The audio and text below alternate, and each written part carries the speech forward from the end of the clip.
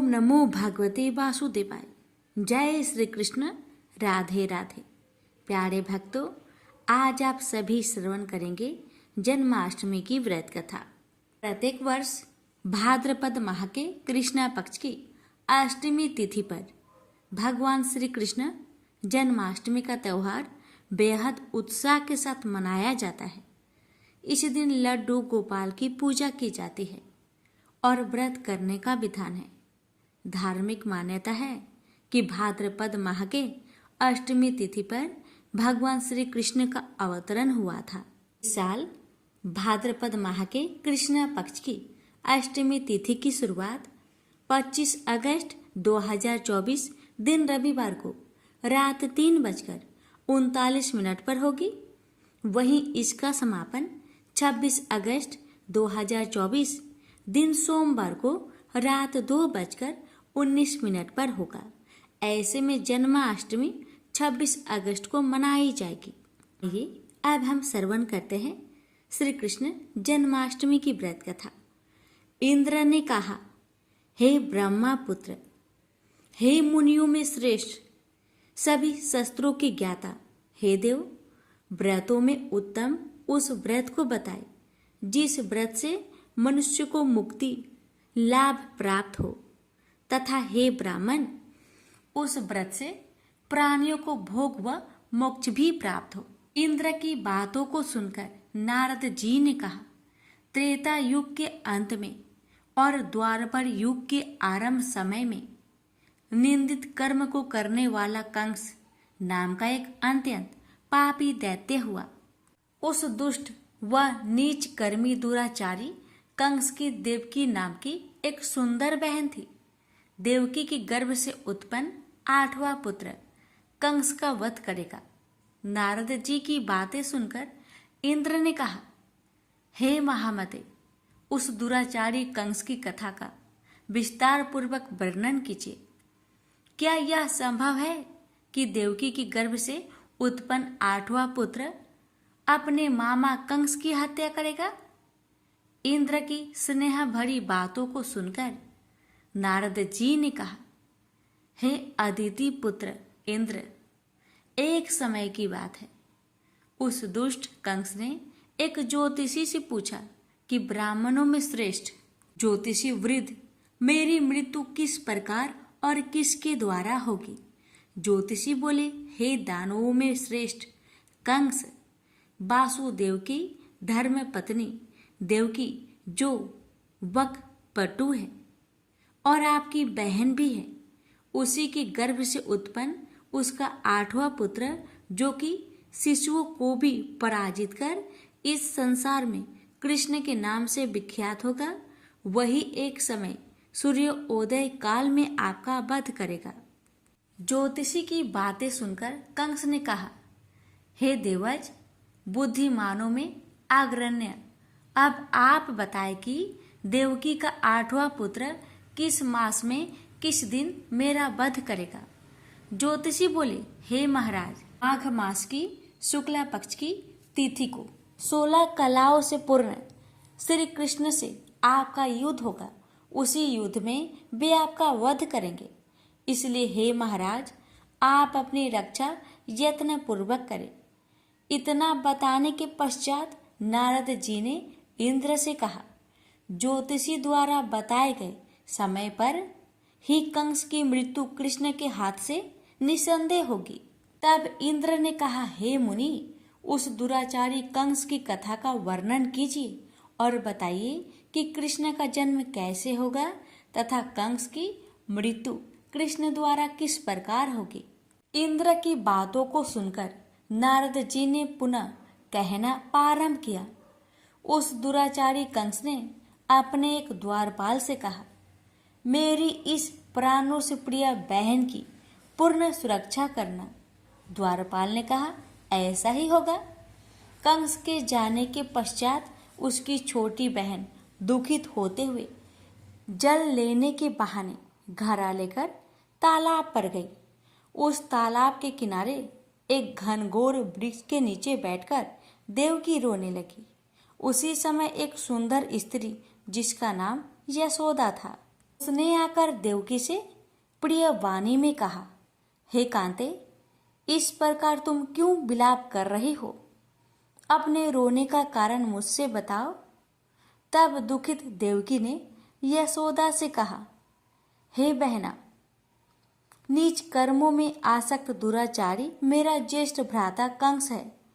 उस दुष्ट भ्राता ने मेरे कई पुत्रों का वध कर दिया। इस समय मेरे गर्भ में 8वां पुत्र है, वह इसका भी वध कर डालेगा।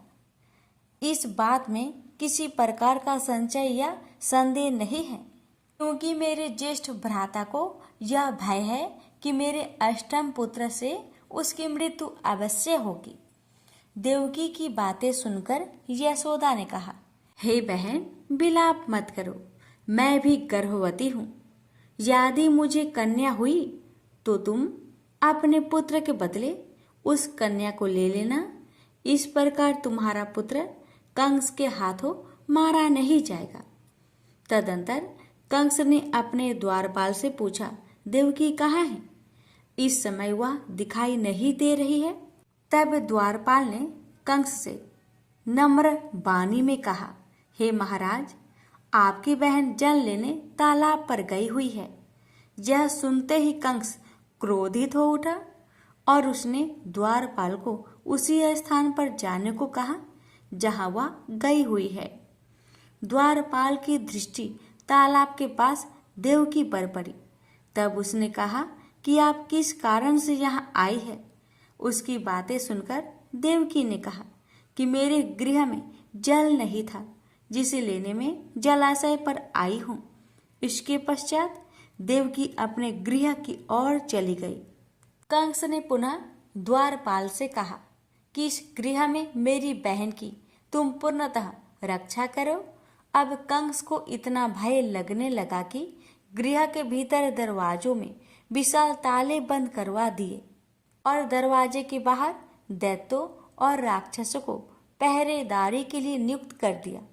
कंस हर प्रकार से अपने प्राण को बचाने के प्रयास कर रहा था। एक समय सिंह राशि के सूर्य में आकाश मंडल में जलधारी मेघों ने अपना प्रभुत्व स्थापित किया। भादो मास की कृष्णा पक्ष की अष्टमी तिथि को घनघोर अर्ध रात्रि थी। उस समय चंद्रमा भी वृषभ राशि में था।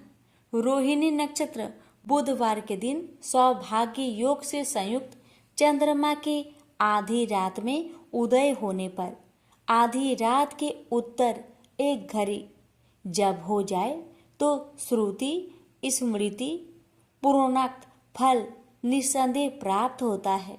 इस प्रकार बताते हुए नारद जी ने इंद्र से कहा, ऐसे विजय नामक शुभ मुहूर्त में श्री कृष्ण का जन्म हुआ और श्री कृष्ण के प्रभाव से ही उसी क्षण बंदी गृह के दरवाजे स्वयं खुल गए। द्वार पर पहरा देने वाले पहरेदार राक्षस सभी मूर्छित हो गए। देवकी ने उसी क्षण अपने पति वासुदेव से कहा, हे स्वामी, आप निंद्रा त्याग करें और मेरे इस अष्टम पुत्र को गोकुल में ले जाएं। वहां इस पुत्र को नंद गोप की धर्मपत्नी यशोदा को दे दे। उस समय यमुना जी पूर्ण रूप से बाढ़ ग्रस्त थे, किंतु जब वासुदेव जी बालक कृष्ण को सूप में लेकर यमुना जी को पार करने के लिए उतरे, उसी क्षण बालक के चरणों का स्पर्श होते ही यमुना जी अपने पूर्व स्थिर रूप में आ गई। किसी प्रकार वासुदेव जी गोकुल पहुंचे और नंद के गृह में प्रवेश कर उन्होंने अपना पुत्र तत्काल उन्हें दे दिया और उसके बदले में उनकी कन्या ले ली। वे तत्क्षण वहां से वापस आकर कंस के बंदी गृह में पहुंच गई। प्रातःकाल जब सभी राक्षस पहरेदार निद्रा से जागे तो कंस ने द्वारपाल से पूछा कि अब देवकी की गर्भ से क्या हुआ है। इस बात का पता लगाकर मुझे बताओ। द्वारपालों ने महाराज की आज्ञा को मानते हुए कारागार में जाकर देखा तो वहां देवकी की गोद में एक कन्या थी, जिसे देखकर द्वारपालों ने कंस को सूचित किया, किंतु कंस को तो उस कन्या से भय होने लगा, अतः वह स्वयं कारागार में गया और उसने देवकी की गोद से कन्या को झपट लिया और उसे एक पत्थर की चट्टान पर पटक दिया, किंतु वह कन्या विष्णु की माया से आकाश की ओर चली गई और अंतरिक्ष में जाकर विद्युत के रूप में परिणित हो गई। उसने कंस से कहा कि हे दुष्ट, तुझे मारने वाला गोकुल में नंद के गृह में उत्पन्न हो चुका है और उसी से तेरी मृत्यु सुनिश्चित है। मेरा नाम तो वैष्णवी है। मैं संसार के कर्ता भगवान विष्णु की माया से उत्पन्न हुई हूँ। इतना कहकर वह स्वर्ग की ओर चली गई। उस आकाशवाणी को सुनकर कंस क्रोधित हो उठा। उसने नंद जी के गृह में पूतना राक्षसी को कृष्ण का वध करने के लिए भेजा, किंतु जब वह राक्षसी कृष्ण को स्तनपान कराने लगी तो कृष्ण ने उसके स्तन से उसके प्राणों को खींच लिए और वह राक्षसी कृष्ण कृष्ण कहते हुए मृत्यु को प्राप्त हुई। जब कंस को पूतना की मृत्यु का समाचार प्राप्त हुआ तो उसने कृष्ण का वध करने के लिए क्रमशः केसी नामक दैत्य को अश्व के रूप में, उसके पश्चात अरिष्ट नामक दैत्य को बैल के रूप में भेजा, किंतु ये दोनों भी कृष्ण के हाथों मृत्यु को प्राप्त हुए। इसके पश्चात कंस ने कलख्यात नामक दैत्य को कौवे के रूप में भेजा, किंतु वह भी कृष्ण के हाथों मारा गया। अपने बलवान राक्षसों की मृत्यु के आघात से कंस अत्यधिक भयभीत हो गया। उसने द्वारपालों को आज्ञा दी कि नंद को तत्काल मेरे समक्ष उपस्थित करो। द्वारपाल नंद को लेकर जब उपस्थित हुए तब कंस ने नंद जी से कहा कि यदि तुम्हें अपने प्राणों को बचाना है तो पारिजात के पुष्प ले आओ। यदि तुम नहीं ला पाए तो तुम्हारा वध निश्चित है। कंस की बातों को सुनकर नंद ने ऐसा ही होगा कहा और अपने गृह की ओर चले गए। घर आकर उन्होंने संपूर्ण वृत्तांत अपनी पत्नी यशोदा को सुनाया, जिसे श्री कृष्ण भी सुन रहे थे। एक दिन श्री कृष्ण अपने मित्रों के साथ यमुना नदी के किनारे गेंद खेल रहे थे और अचानक स्वयं ने ही गेंद को यमुना में फेंक दिया।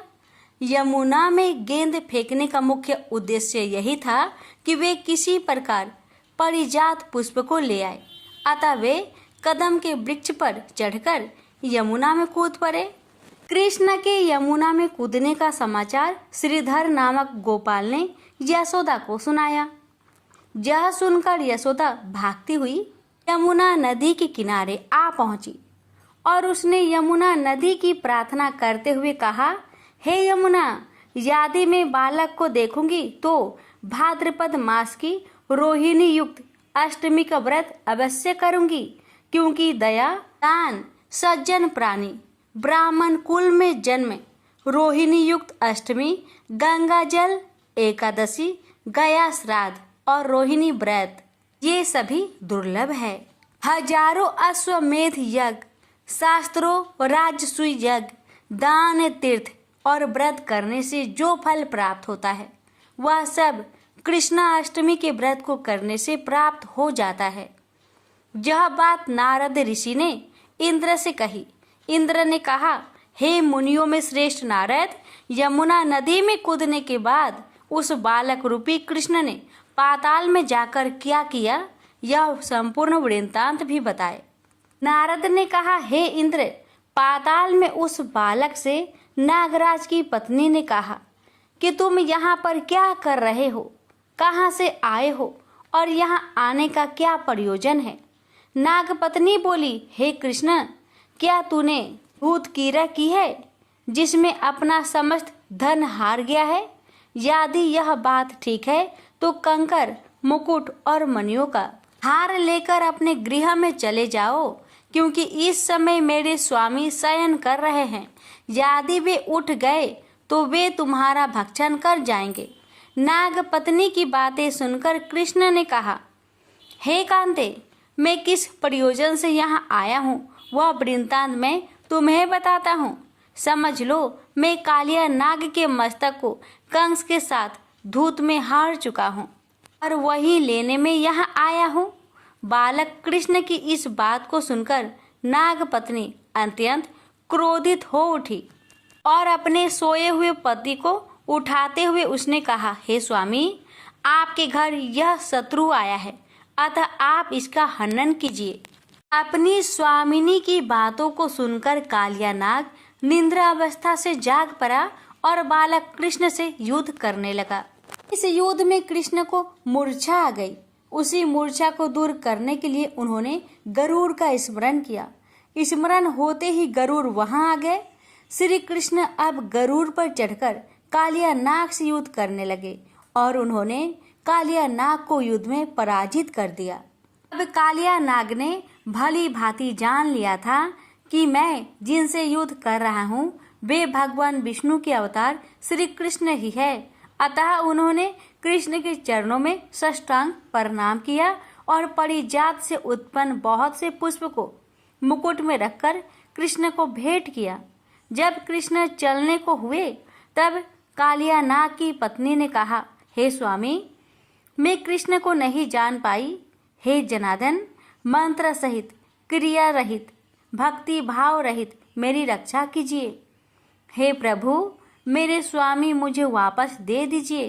तब श्री कृष्ण ने कहा, हे सर्पिणी, दैत्यों में जो सबसे बलवान है उस कंस के सामने मैं तेरे पति को ले जाकर छोड़ दूंगा, अन्यथा तुम अपने गृह को चली जाओ। अब श्री कृष्ण कालिया नाग के फन पर नृत्य करते हुए यमुना के ऊपर आ गए। तदंतर कालिया की फुक्कार से तीनों लोग कंपमान हो गया। अब कृष्ण कंस की मथुरा नगरी को चल दिए। वहां कमल पुष्पों को देखकर यमुना के मध्य जलाशय में वह कालिया सर्प भी चला गया।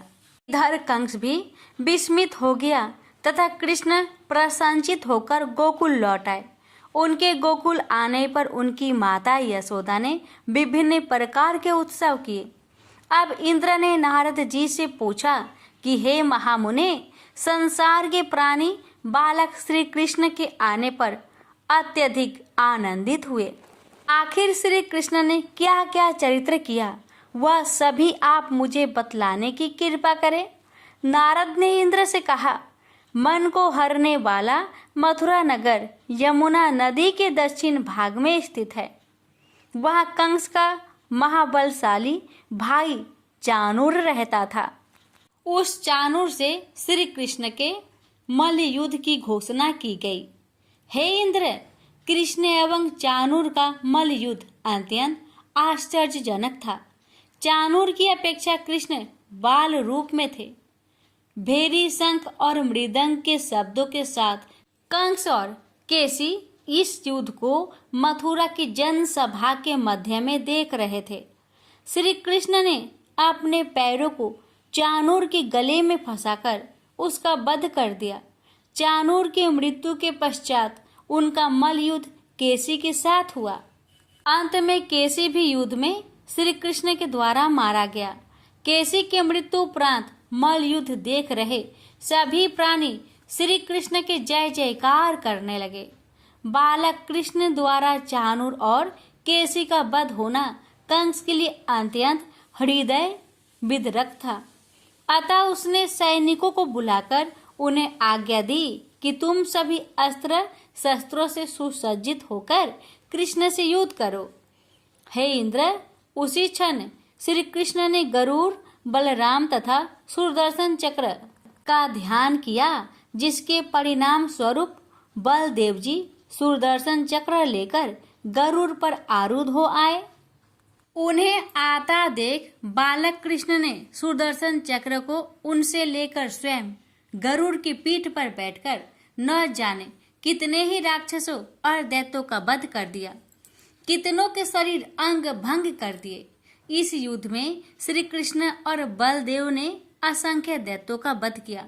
बलराम जी ने अपने आयुध शस्त्र हल से और कृष्ण ने सुदर्शन चक्र से माघ मास के शुक्ला पक्ष की सप्तमी को विशाल दैत्यों के समूह का सर्वनाश किया।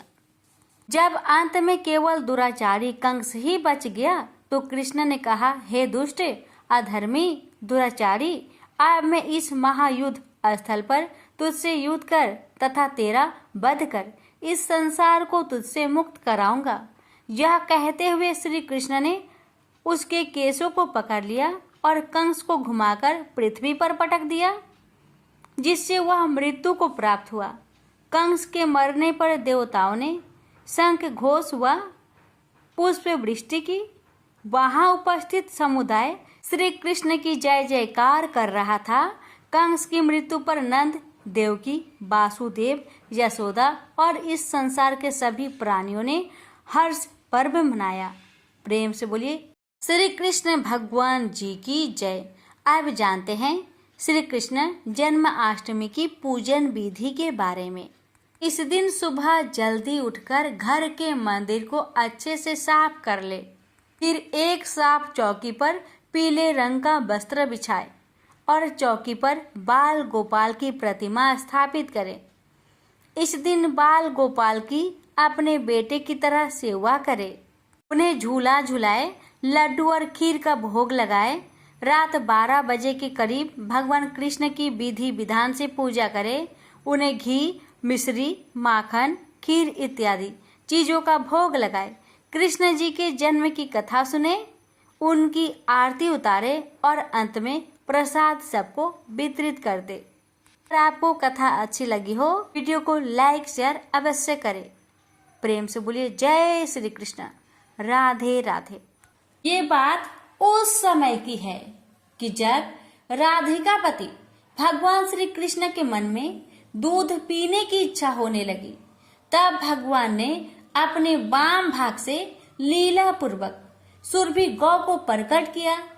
उसके साथ बछड़ा भी था जिसका नाम मनोरथ था।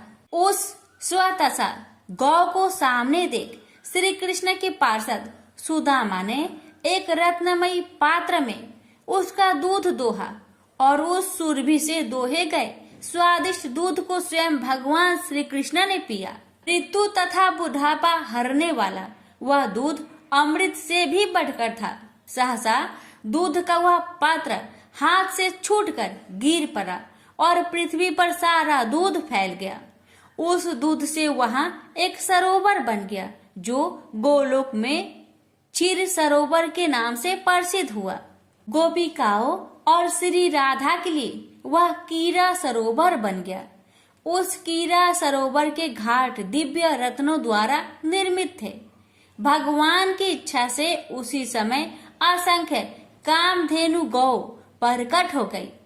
जितनी वे गौ थी उतने ही बछड़े भी उस सुरभि गौ के रोमकूप से निकल आए। इस प्रकार उन सुरभि गौ से ही गौओं की सृष्टि मानी गई है। भगवान श्री कृष्ण संदीपनी मुनि के आश्रम में विध्ययन के लिए गए। वहां उन्होंने गौ सेवा की। भगवान श्री कृष्ण को केवल गायों से ही नहीं अपितु गौरस, दूध, दही, मक्खन आदि से अद्भुत प्रेम था। श्री कृष्ण द्वारा 11 वर्ष की अवस्था में पुष्टिक, चाणूर, कुलायापीड, हाथी और कंस का वध गौरस के अद्भुत चमत्कार के परिणाम है। और इसी गौ दूध का पान कर भगवान श्री कृष्ण ने दिव्य गीता रूपी अमृत संसार को दिया। गौ रक्षक भगवान श्री कृष्ण ने गौ माता की रक्षा के लिए किया, क्या नहीं किया।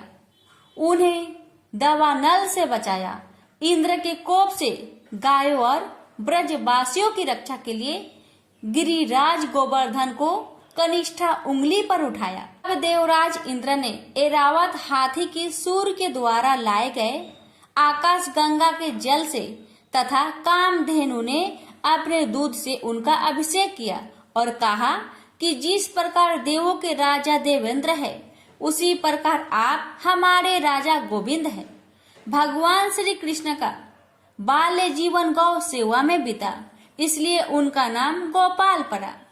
पुतना के वध के बाद गोपियों श्री कृष्ण के अंगों पर गोमूत्र, गोरज व गोमय लगाकर शुद्ध करती है, क्योंकि उन्होंने पुतना के मृत शरीर को छुआ था और गाय की पूंछ को श्री कृष्ण के चारों ओर घुमाकर उनकी नजर उतारती है। तीनों लोकों के कष्ट हरने वाले श्री कृष्ण के अनिष्ट हरण का काम गाय करती है। जब जब श्री कृष्ण पर कोई संकट आया, नंद बाबा और यशोदा माता ब्राह्मणों को स्वर्ण वस्त्र तथा पुष्पमाला से सजी गायों का दान करते थे। यह है गौ माता की महिमा और श्री कृष्ण के जीवन में उनका महत्व। नंद बाबा के घर सैकड़ों गौपाल सेवक थे, पर श्री कृष्ण गायों को दोहने का काम भी स्वयं करना चाहते थे।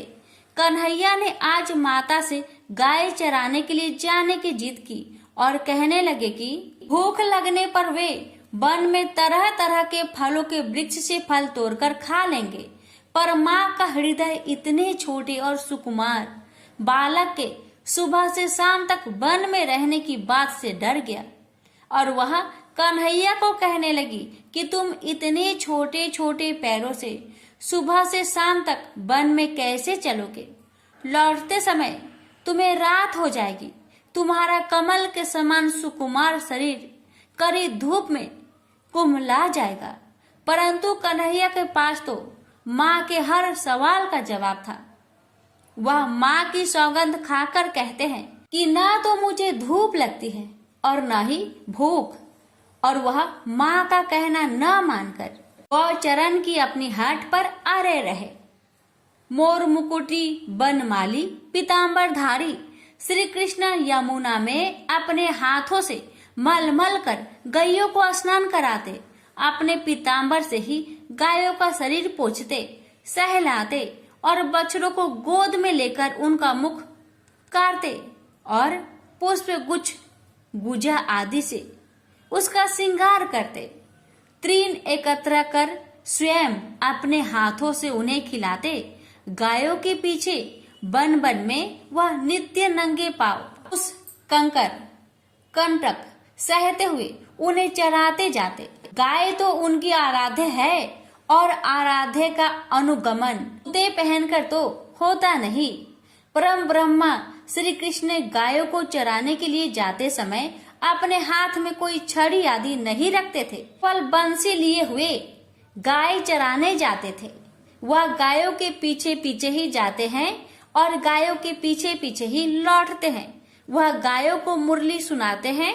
सुबह गौ समूह को साष्टांग प्रणाम करते और सायंकाल गायों के खुरों से पूरी धूल से उनका मुख पीला हो जाता था। इस अद्भुत दृश्य को देखने के लिए देवी देवता अपने लोगों को छोड़कर ब्रज में चले आते और आश्चर्यचकित रह जाते कि जो परम ब्रह्मा श्री कृष्ण बड़े बड़े योगियों के समाधि लगाने पर भी ध्यान में नहीं आते, वे ही श्री कृष्ण गायों के पीछे पीछे नंगे पांव वनों में हाथ में बंसी लिए घूम रहे हैं। मोहन गाय चराकर आ रहे हैं। उनके मस्तक पर नारंगी पगड़ी है जिस पर मयूर पिच का मुकुट लगा है। मुख पर काली काली अलके बिखरी हुई है जिनमें चंपा की कलियां सजाई गई है। गोप बालकों की मंडली के बीच मेघ के समान श्याम श्री कृष्ण रसमयी बंसी बजाते हुए चल रहे हैं और सखा मंडली उनकी गुणावली गाती चली रही है। गेरू आदि से चित्रित सुंदर नट के समान भैंस में ये नवल किशोर मस्त चलते हुए आ रहे हैं। चलते समय उनकी कमर में कमरधनी के किंकनी और चरणों के नूपुरों के साथ गायों के गले में बंधी घंटिया की मधुर ध्वनि सब मिलकर कानों में मानो अमृत घोल रहे हो। प्रेम से बोलिए श्री कृष्ण भगवान की जय, गाय माता की जय। दरअसल वज्र भूमि में भगवान श्री कृष्ण के एक परम भक्त रहते थे। उनका नाम था कुंभदास। कुंभदास का एक पुत्र था रघुनंदन। कुंभदास हर समय प्रभु श्री कृष्ण की भक्ति में लीन रहते थे और पूरे नियम से भगवान की सेवा करते थे। वे उन्हें छोड़कर कहीं नहीं जाते थे ताकि उनकी सेवा में कोई विघ्न न हो जाए। एक दिन वृंदावन से उनके लिए भगवत कथा करने का न्योता आया। पहले तो उन्होंने मना कर दिया, लेकिन लोगों के जोर देने से वे कथा के लिए जाने को तैयार हो गए। उन्होंने सोचा कि भगवान की सेवा की तैयारी करके वे रोजाना कथा करके वापस लौट आएंगे, जिससे भगवान का सेवा नियम भी नहीं टूटेगा। उन्होंने अपने पुत्र को समझा दिया कि वे भोग तैयार कर चुके हैं, तुम बस समय पर ठाकुर जी को भोग लगा देना। कुंभदास ने अपने पुत्र रघुनंदन को समझाया और वहां से प्रस्थान कर गए। जब बालक का रूप धारण कर भोजन करने आए श्री कृष्ण, रघुनंदन ने भोजन की थाली ठाकुर जी के सामने रखी और सरल मन से आग्रह किया कि ठाकुर जी आओ और भोग लगाओ। उसके बाल मन में यह छवि थी कि वे आकर अपने हाथों से भोजन करेंगे। हम सभी भोजन करते हैं। उसने बार बार ठाकुर जी से आग्रह किया, लेकिन भोजन तो वैसा का वैसा ही रखा रहा। अब रघुनंदन उदास हो गया और रोते हुए पुकारा कि ठाकुर जी आओ और भोग लगाओ। जिसके बाद ठाकुर जी ने एक बालक का रूप धारण किया और भोजन करने बैठ गए। ये हर्ष देख रघुनंदन भी प्रसन्न हो गया। रात को जब कुंभदास जी ने लौटकर पूछा, बेटा तुमने ठाकुर जी को भोग लगाया था? रघुनंदन ने कहा, हाँ। उन्होंने प्रसाद मांगा तो पुत्र ने कहा कि ठाकुर जी ने सारा भोजन खा लिया। उन्होंने सोचा कि बच्चे को भूख लगी होगी तो सारा भोजन उसने ही खा लिया होगा। अब तो ये रोज का नियम हो गया कि कुंभदास जी भोजन की थाली लगाकर जाते और रघुनंदन ठाकुर जी को भोग लगाते, और जब वे वापस लौट कर आते तो वो प्रसाद मांगते। उन्हें एक ही जवाब मिलता कि ठाकुर जी सारा भोजन खा लिए। कुंभदास जी को अब लगने लगा कि पुत्र झूठ बोलने लगा है। कुंभदास ने एक दिन लड्डू बनाकर थाली में सजा दिए और छिपकर देखने लगे कि बच्चा क्या करता है। रघुनंदन ने रोज की तरह ही ठाकुर जी को पुकारा तो ठाकुर जी बालक के भेष में प्रकट होकर आए और लड्डू खाने लगे। यह देखकर कुंभदास जी दौड़ते हुए आए और प्रभु के चरणों में गिरकर विनती करने लगे। उस समय ठाकुर जी के एक हाथ में लड्डू और दूसरे हाथ वाला लड्डू मुख में जाने को ही था कि वे जर हो गए। उसके बाद से ही उनकी इसी रूप में पूजा की जाती है और वे लड्डू गोपाल कहलाए जाने लगे। प्रेम से बोलिए लड्डू गोपाल की जय। एक कर्माबाई नाम की महिला थी। वह महिला जगन्नाथपुरी की भक्ति में खोई रहती थी। वह महिला सुबह उठकर बिना नहाए धोए जगन्नाथ भगवान के लिए खिचड़ी बनाती थी और अपने हाथों से जगन्नाथ भगवान को खिचड़ी खिलाती थी। यह प्रक्रिया वह प्रतिदिन दोहराती थी। सुबह उठकर सबसे पहले जगन्नाथ भगवान के लिए खिचड़ी बनाते और जगन्नाथ जी को खिलाते। इस तरह से उसका जीवन कट रहा था। एक समय की बात है कि एक बार एक साधु महाराज उसके घर पधारे और कर्माबाई से कहने लगे कि हम भूखे हैं, हमें भोजन कराओ, तुम्हारी सारी इच्छाएं पूरी होगी। कर्माबाई ने सोचा कि साधु महाराज हमारे द्वार पर पधारे हैं, उनको भोजन अवश्य कराना चाहिए। कर्माबाई ने साधु महाराज को अंदर बुलाया और उनको भोजन कराने लगी। कर्माबाई ने साधु महाराज को भोजन कराने के बाद महाराज को रात में विश्राम करने के लिए रोक लिया था। सुबह जब कर्माबाई बिना नहाए धोए जगन्नाथ भगवान के लिए खिचड़ी बना रही थी, तब खिचड़ी बनाने के बाद उस साधु ने कर्माबाई से पूछा कि ये खिचड़ी किसके लिए बना रही हो। तो कर्माबाई ने कहा कि यह खिचड़ी मैं जगन्नाथ भगवान के लिए बना रही हूँ। साधु ने कहा कि तुम ऐसा मत करो, बिना नहाए धोए भगवान के लिए भोजन बनाना अच्छी बात नहीं है। साधु ने कहा तुम अपने नियम बदलो, तुम्हें मैं बताता हूँ, वैसा ही करना। सुबह उठकर स्नान करके पूजा पाठ करके भगवान जगन्नाथ जी का भोजन बनाना। दूसरे दिन कर्माबाई ने साधु महाराज की बात मानकर ऐसा ही किया, लेकिन नियमों के हिसाब से चलते हुए कर्माबाई को खिचड़ी बनाने में देरी हो गई।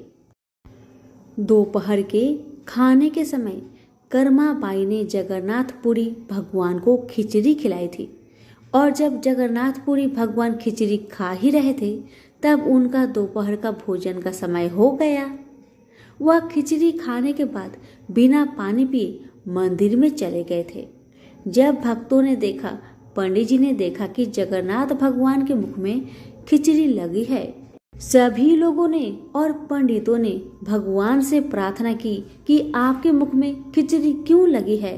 तब भगवान ने अपनी पूरी कहानी बताई और साधु ने जब पूरी कहानी सुनी तो साधु को बड़ा दुख हुआ। वह साधु कर्माबाई के पास पहुंचा और कर्माबाई से क्षमा मांगी। इस तरह से आज भी जगन्नाथपुरी मंदिर में जगन्नाथ भगवान के लिए सुबह बाल अवस्था में ही खिचड़ी का भोग लगाया जाता है। सभी प्रेम से बोले जगन्नाथ भगवान की जय हो। एक बार भगवान शिव भगवती पार्वती के साथ कैलाश के शिखर पर विहार कर रहे थे। उस समय पार्वती का सौंदर्य खिल रहा था। उस सौंदर्य को देखकर भगवान शिव मन ही मन सोचने लगे कि नारी का जन्म अत्यंत शोभनीय है।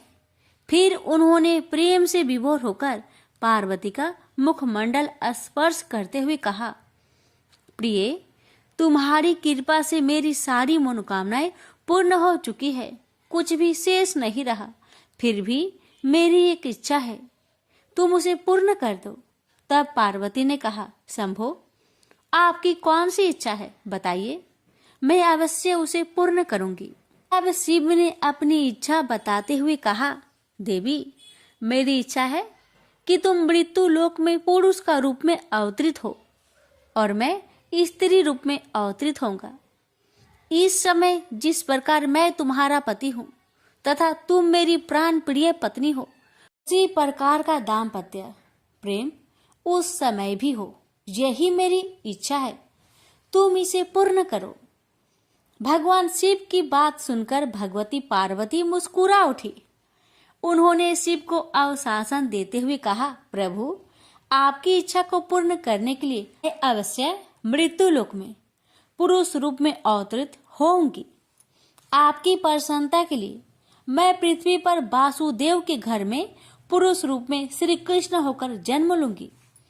लेकिन महादेव, आपको भी मेरी प्रसन्नता का ध्यान रखना होगा। भगवान शिव उत्साह पूर्वक बोले, देवी, मैं तुम्हारी प्रसन्नता के लिए क्या करूं? आपको भी स्त्री रूप में अवतरित होना पड़ेगा। पार्वती ने भी अपनी इच्छा बताई।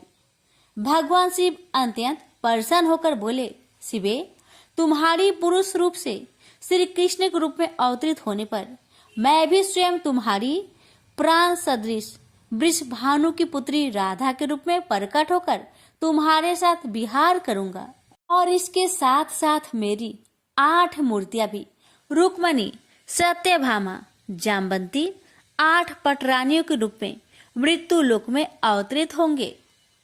यह सुनकर भगवती पार्वती ने शिव से कहा, प्रभु, तब आपकी मूर्तियों के साथ मैं ऐसा यथोचित विहार करूंगी जैसा ना तो किसी ने किया है और ना ही कहीं सुना गया है।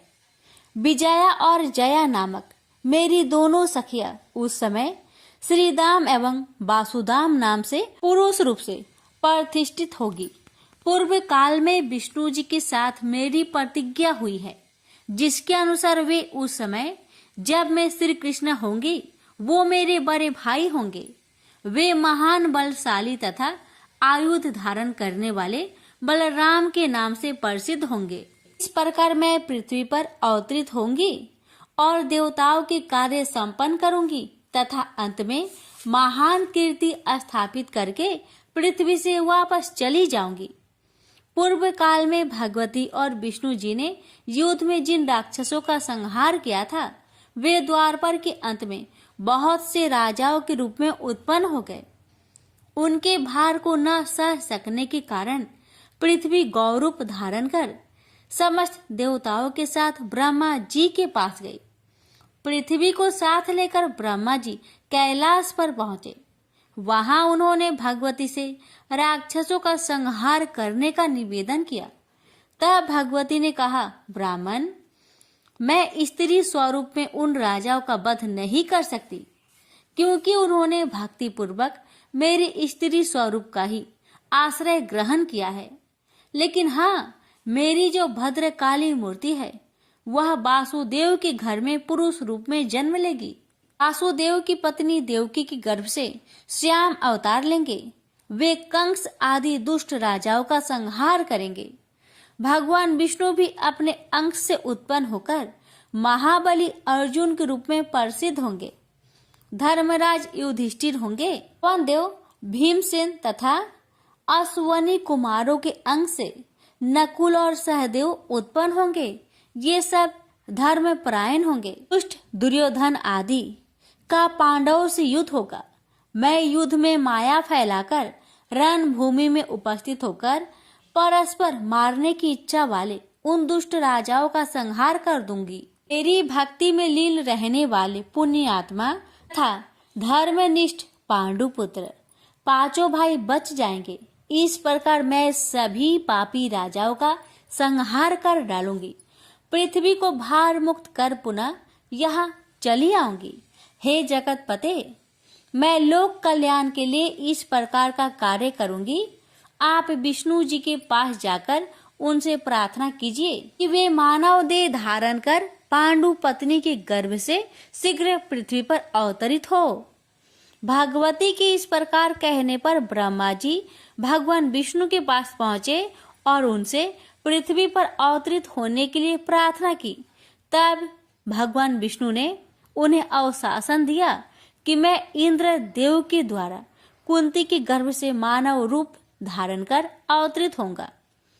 इस प्रकार ब्रह्मा जी से प्रार्थना करने पर साक्षात भगवती देवताओं का कार्य सिद्ध करने के लिए अपने अंश से वासुदेव पुत्र श्री कृष्ण रूप में अवतरित हुई और भगवान विष्णु ने भी महान बल पराक्रम श्री बलराम तथा पांडु के दूसरे पुत्र अर्जुन इन दो रूपों में जन्म लिया। भगवान शिव भी पीछे नहीं रहे।